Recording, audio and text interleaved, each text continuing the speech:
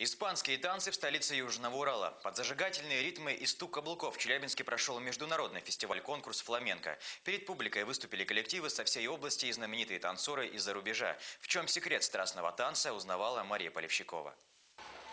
Пышные юбки, выразительные движения кистей рук и отбивание ритма каблуками. На один день Челябинск превратился в маленькую Испанию. В столицу Южного Урала съехались лучшие танцоры со всего мира. На других посмотреть и себя показать. С каждым годом сюда приезжают все более сильные коллективы. Все коллективы растут с каждым годом, все больше опыта. Танго с фарукой и классическая фламенко. Самое главное – зажигательные ритмы и уверенность в себе. Каждое движение должно заставить зрителя влюбиться в танец.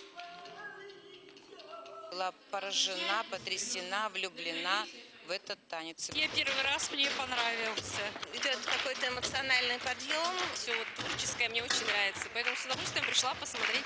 Без наград не остался никто. Танцевальные коллективы получили грамоты, а гран-при фестиваля уехал в Екатеринбург. Оценивала выступление звездное жюри, известная исполнительница фламенко из Москвы Светлана Савельева и одна из лучших преподавательниц Европы Мариана Майеру. После конкурса испанская красавица поделилась секретом страстного танца с челябинской публикой.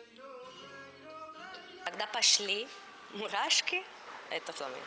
И когда человек может и выражает свою правду, для меня это фламенко.